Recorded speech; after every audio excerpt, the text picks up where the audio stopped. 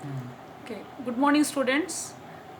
We have learnt digestion under the heterotrophic nutrition till stomach, how the digestion takes place in the mouth and how the digestion takes place in the stomach we have taken, and through sphincter muscle from the stomach the food is entering into small intestine, and maximum digestion takes place, full digestion takes place in the small intestine, and maximum digestion takes place in the first part of the small intestine, that is the duodenum. So now let us see how the digestion takes place.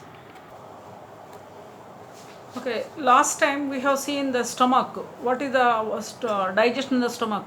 Mechanical churning takes place in the stomach, and afterwards the digestion of the protein, some part of protein, digestion of the some part of fats, that will take place, and the exit of the food from the stomach is regulated by a sphincter. I told you muscle like this. This will open muscle. This open like this muscle. So slowly the food will be sent into the small intestine. Small amounts will be sent into the small intestine. So now this class we have to see how the digestion takes place in the small intestine. First of all, it is the longest part of the alimentary canal, and it is compact because of its extensive coiling. Small intestine coils, and last time I showed you small intestine coming from the stomach, and U-turn it will take, after that like this it will. Okay, this U-turn one first. This is the duodenum, and small intestine divided in three parts. Duodenum, that last time we have seen. So in the duodenum first the digestion now takes place.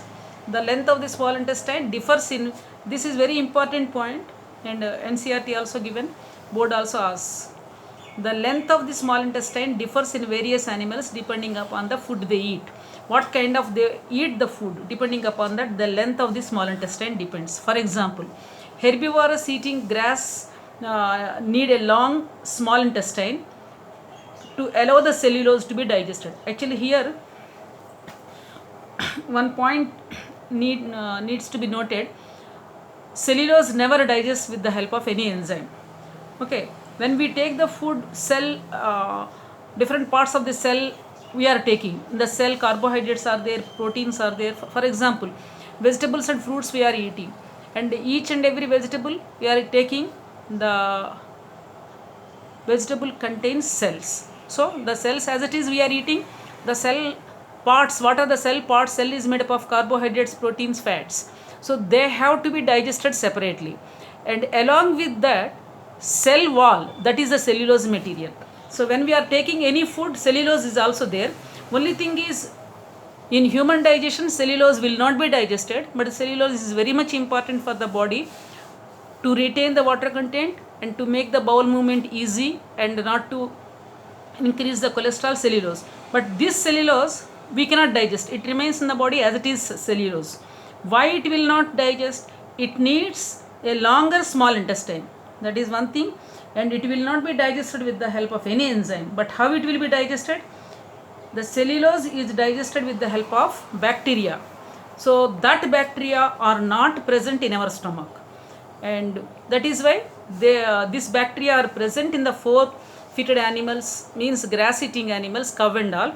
So they have, the cow and all the grass eating animals, they have the longer small intestine. Okay, this will be one mark question. Reasoning why herbivorous animals are having longer. Okay, so that is cellulose about. And meat eating animals, meat is easier to digest, hence carnivorous like tigers have a shorter small intestine. So this is also a reasoning question why they have, because meat and all, they don't have cellulose, that is animal cells don't have any cellulose. So meat and fish and all those materials, they don't have fibrous material. So for to digest them, small length is enough. So these two are okay. The small intestine is the site of, so maximum digestion, complete digestion will take place in the small intestine only. There is no digestion in the large intestine. So now the small intestine receives secretions of the liver and pancreas for its purpose. For example, the small intestine receives secretions from the liver, secretions from the pancreas, and that will be digested. the food coming from the stomach is acidic and has to be made alkaline for the enzymatic action in it. For example, you see here, I will show you one diagram.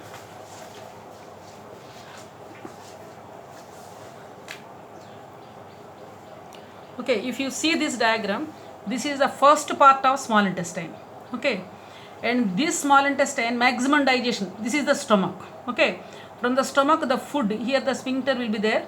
Slowly amounts of food will be released. This is first part of the small intestine, that is the duodenum.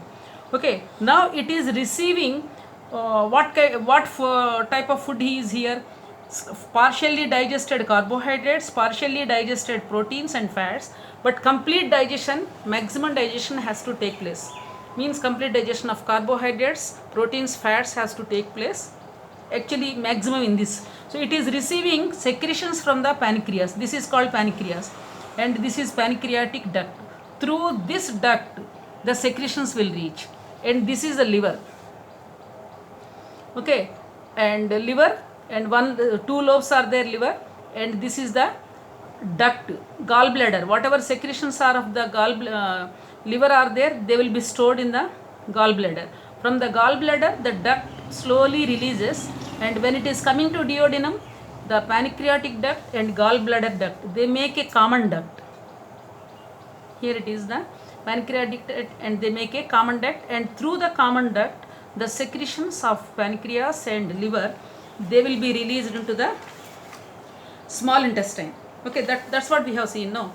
And in the small intestine, what will come? Bile juice from the liver. From here, bile juice comes, and what that will do? These bile salts will have juices which can act on the fats actually. So here, whatever fats are there, they are the macromolecules, and they have to be digested into simpler molecules. So fats present in the intestine in the form of large globules, and it, as it is that large globules cannot be taken, it has to be broken into smaller ones. So okay, bile salts, then who will do? The bile juice which is coming, the bile salts, and break the bigger fat globules into smaller ones. Okay, so increasing the efficiency of the enzyme. Here whatever enzyme is there, because of that will. Now coming to the pancreas, and pancreatic juice comes, and that contains pancreatic juice which is coming here, that contains trypsin. Trypsin as an enzyme which helps in the digestion of proteins. Another enzyme here it is there which gives from the pancreas, that is lipase. The lipase breaks down here the fats into emulsification of fats. Lipase helps in the emulsification, means the fat molecules will be converted into small fat globules, emulsification of fats. Okay, next again the walls of, this is the wall of the small intestine, the gland which is coming. Okay, this is the opening of the gastric gland. This is total gland, this is opening into the small intestine, means here the gland, this is the diagram. Okay, the walls of the small intestine contain glands which secrete intestinal juices. From here, intestinal juices, they will also come here. From the intestine walls, intestinal juice will come here, and the intestinal juice contains what? This finally, okay, the juices are there, intestinal juice, and which are present, they convert here, intestinal juices and pancreatic, everything, they converts proteins into amino acids and carbohydrates into glucose, and fats into fatty acids and glycerol. That everything takes place here. That point again I will show you here. Now that point I will show you here. So you will see here, first of all, pancreas secretes pancreatic juice which contains enzymes trypsin. What the trypsin will do? Trypsin helps for digesting proteins. And another is there, lipase. These are coming from pancreas. And lipase, what does it do? It breaking down of the emulsified fats. Already emulsification of the fats is taken because of the bile juices. So that will be again simplified, this one. And the small walls of the small intestine, I showed you already, walls of the small intestine contains glands which secrete intestinal juice. And what does that juice contains? The enzymes are there. Okay, so that enzymes, intestinal juice enzymes, they convert proteins into amino acids. That is the last. What is the digestion? Carbohydrates has to convert into glucose, proteins has to convert into amino acids, and fats has to convert into fatty acids and glycerol. So here, that small, in the small intestine duodenum, proteins are converting into amino acids because of the intestinal juices and pancreatic juices, and carbohydrates converts into glucose, fats converts into fatty acids and glycerol. Now digestion is over in the small intestine. Now the food has to be absorbed. Okay, the food has to be taken inside. So in man, most of the absorption occurs through the walls of the ileum. Ileum means next part of the small intestine. Duodenum is over, jejunum is over, digestion duodenum and jejunum takes place, and ileum is there.